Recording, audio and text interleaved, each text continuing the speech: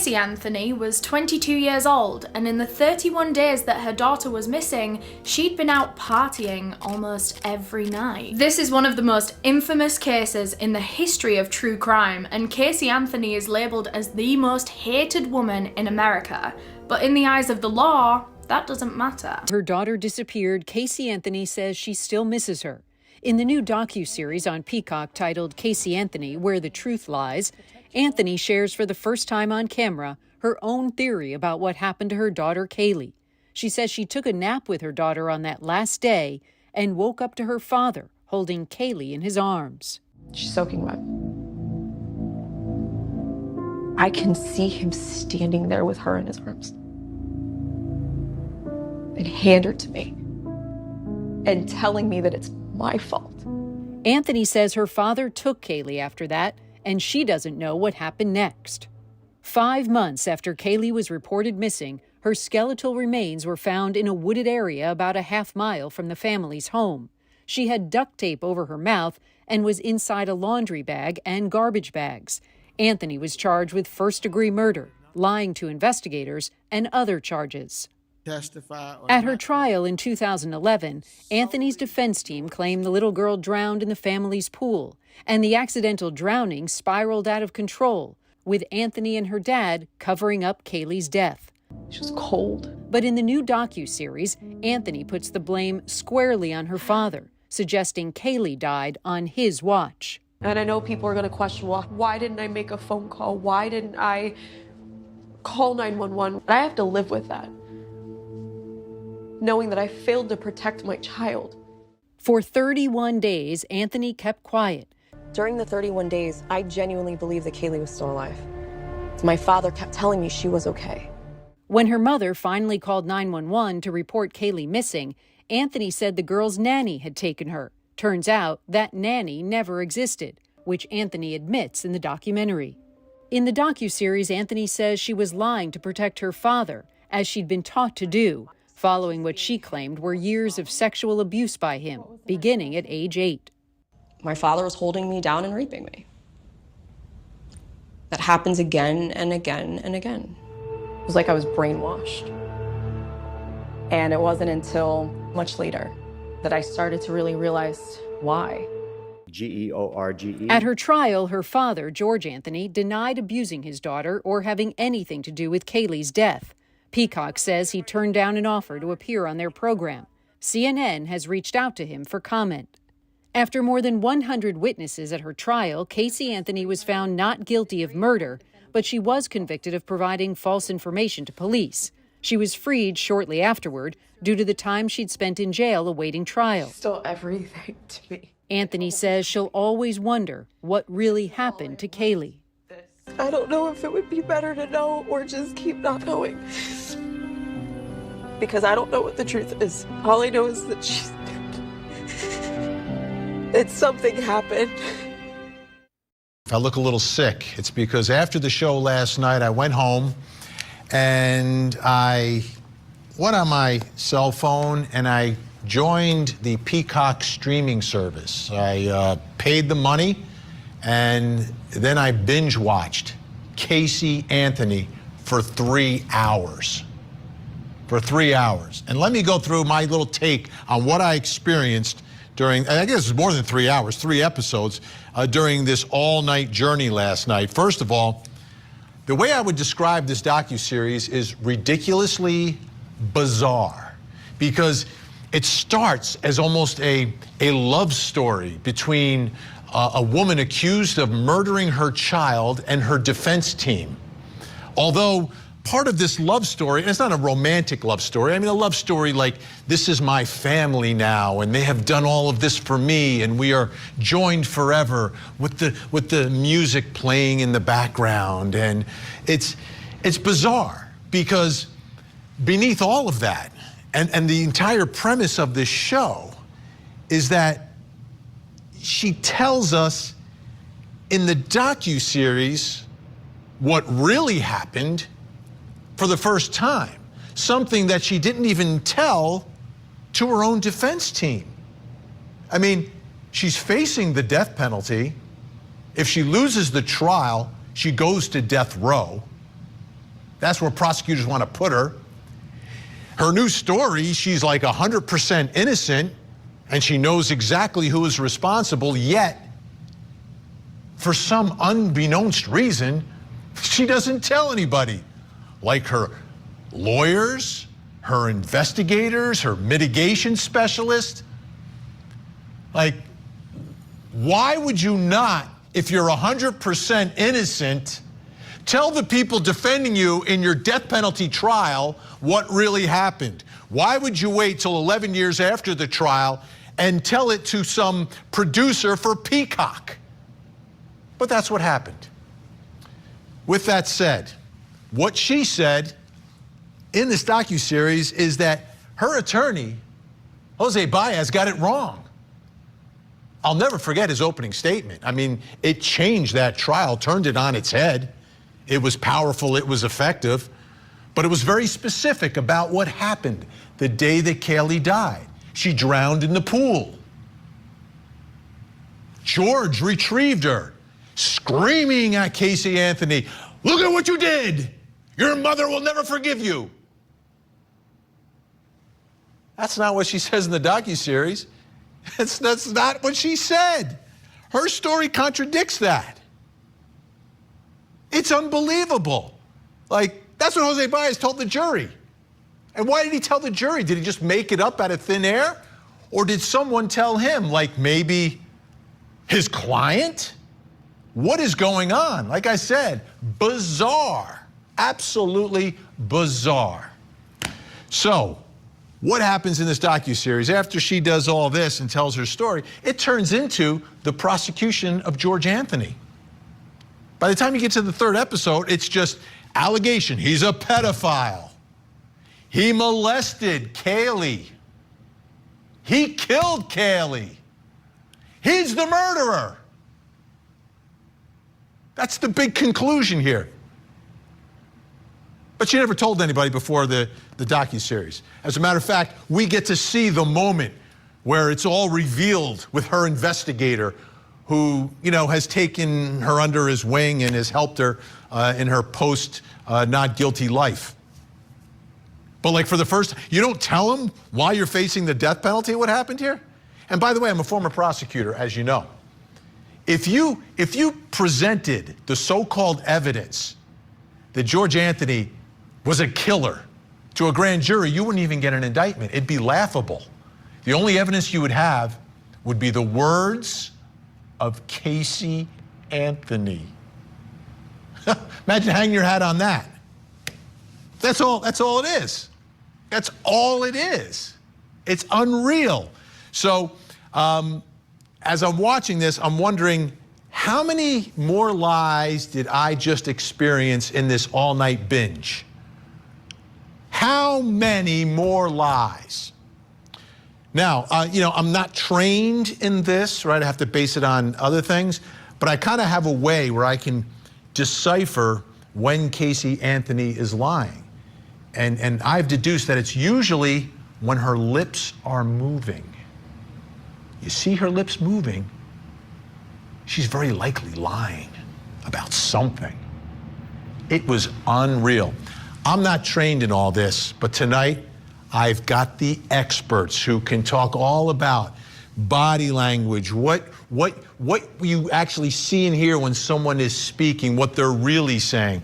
Let me introduce them. In Orlando, Florida, of course in Orlando, Florida, jury consultant, human behavior expert, Susan Constantine, who was with me years ago down there when all of this was happening. Great to see you. In Loveland, Colorado, statement analysis expert, Lieutenant Robert Schaefer. Great to see you. And in Bradenton, Florida, voice stress analysis expert, Jerry Crotty. Great to have everyone here. So what we're going to do together is take a look at a little piece of what I experienced last night, and then have everyone give us a little bit of analysis of what you're seeing, what you're hearing.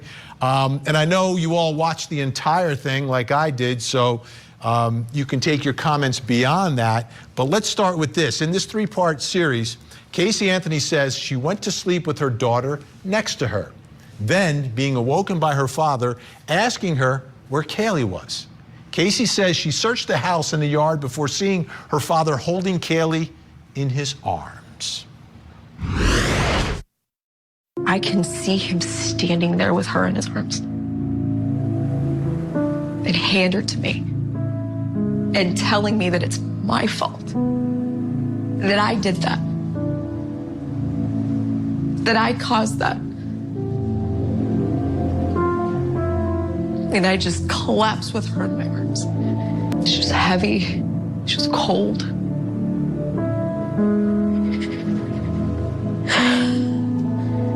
As I'm sitting there with her on my lap, just hysterical. Just staring at her, not knowing what to do. He takes her from me and he immediately softens his tone and tells me it's gonna be okay. That she was going to be okay. That's what he said to me. And I don't know how long I sat outside. I don't know where he went. He took her from me and he walked away. And she continues to talk about, for folks who haven't seen it yet, that she believed Caylee was alive. And during those 31 days that we've always talked about, her and her dad were meeting up and he was telling her what to do, what to say, how to act, all of that. Unreal. All right, let's get some analysis and reaction. Susan Constantine, go ahead. Yeah, so the first thing I noticed is, and this has been very consistent throughout all three of those documentaries, is that there's this enormous amount of anger, scorn, contempt. Disgust was the big one. You know, when you see the nose scrunching up like this, that triad of emotion is often linked with deception. So when we see this, when she's talking about our daughter, she's got this disgust. I want to share something with you. When you and I were in that courtroom that day, right? We listened to the entire trial. But when she was talking about when the human decomposition, when they opened up the trunk and that there was this odor of human decomposition, right then, Caylee Anthony showed disgust. So she's doing the same thing here again. So when she reenacted that moment, when she could actually remember what that odor smelled like, she saw the disgust. This disgust is more about her anger, her hostility that is vented towards her father. That's where that is coming from. And she's doing that because that's what fuels her annoyance. So it's a form of status, and she's trying to position herself. So the more she tries to position her status and try to appear truthful, she then ups her game, and that anger, disgust, and contempt, and that triad is always considered deceptive. There was a ton of anger that I was feeling. Lieutenant Robert Schaefer, your thoughts? Well, as I looked at that, oh, by the way, it's good to see you. Hey, as I looked at that clip, one thing really stands out to me. What I do is look at language, the story somebody has to tell, and the way they put that story together to tell me whether a truthful thought process or deceptive.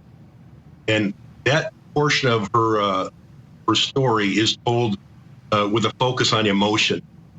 It's she doesn't give a factual account. And there's facts involved, but her goal there is to convey emotion, which is kind of related to what Susan was saying. And when a person recalls from memory, and that would be a truthful statement, that's not necessarily what they do. They want people to understand what happened. She's more concerned about conveying emotion, how she felt, how she was made to feel, rather than the facts of what actually happened. So that would be symptomatic of a suspicion of deception. Jerry Crotty, your thoughts? Well, I get to analyze what she says through a computer program. And what I'm looking for is that conflict in the brain. When people are being truthful, there is no real conflict. It just comes out very smoothly, and it's spontaneous and everything else. And so when I analyze a lot of her statements, as you will see, that you will see this conflict on her through most of her testimony that she gave during her documentary. And, you know, it's just, it's just fascinating to watch, just like you said. What do you mean by conflict? Explain that just a little bit. Okay, so you have two sides of the brain. You got, and I'll just kind of like make it easy. You have two sides of the brain. You got one side of the brain that's, let's just call it pure. It basically runs your heart, it runs your lungs, it does everything it's supposed to do, and it does it all automatically. And then you got the other side of the brain that's a little bit devious, and that's the side where deception comes from. And when a person decides to lie, there is this reaction in the brain. One side says do it, the other side says we're not doing this today.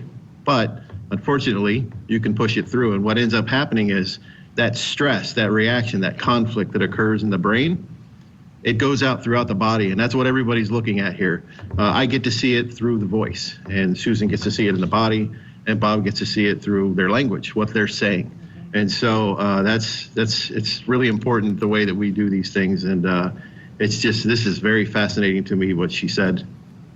Now, Susan, one thing that I noticed just looking at, there was a lot of stuff going on in her face, and I noticed a lot of times she would finish saying something and kind of do a little thing with a lip. I would see that a lot. It would be like at the end of a thought or something, and then it would stop, and then the camera would stay on her for a second, and it started jumping out at me. The other thing is this furrowed little brow in the middle here, like. Sometimes it was like deeper than the Grand Canyon in there. What do those things mean? What do they mean, if anything? You see it sort of in the first two here, but I saw it even deeper. Yeah, so anytime you see an asymmetrical movement, especially with the mouth, that's associated with contempt.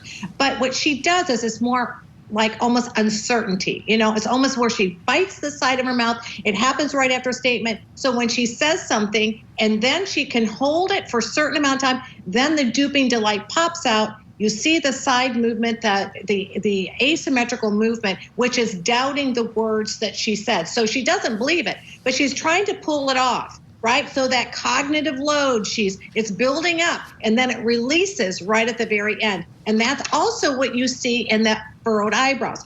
Furrowed eyebrows are when somebody's under a lot of tension, right? They're angry and they're tension, and their eyebrows are coming down, right? So when you're upset about something, you're sad, which is what I would expect to see, her eyebrows would turn up, but it furrows in. So she's constantly in this state of anger and contempt, this triad of emotions, which is fueled by her inter-hostility. So that side contempt is partly, is a more of a complex emotion. So it's contempt, moral superiority, but it's also self-doubt. And she's trying to convince rather than convey, and it actually comes out in droopy delight on the side of her face.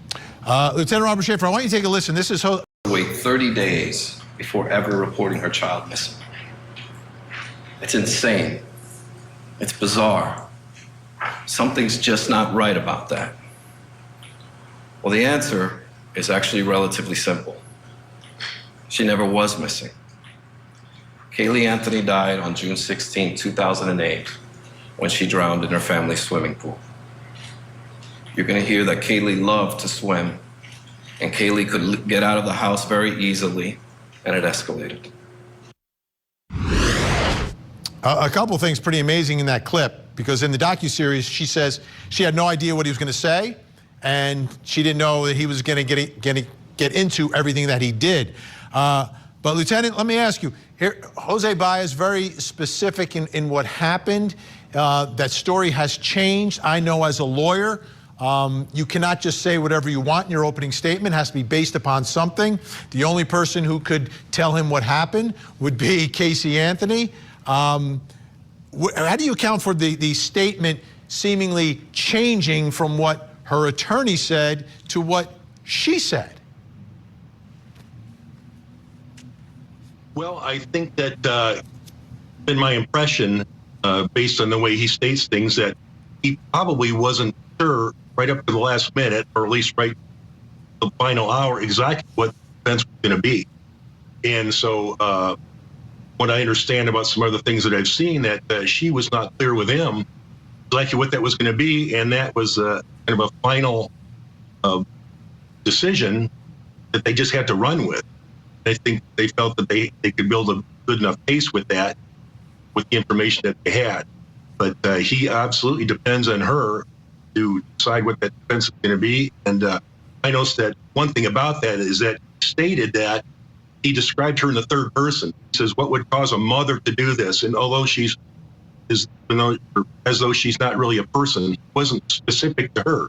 So what would cause a mother to wait 30 days? So he wasn't specific to Casey. And so there's, that's what we call lack of commitment. That's fascinating. Talking about somebody in the third person is a lack of commitment. Absolutely. That shows that he doesn't even really believe, you want to put it that way, what she had to say. Unbelievable. All right, Susan, Constantine, Lieutenant Robert Schaefer, Jerry Karate staying with us. We've got more analysis, especially when we get to the accusations against George Anthony. That is next.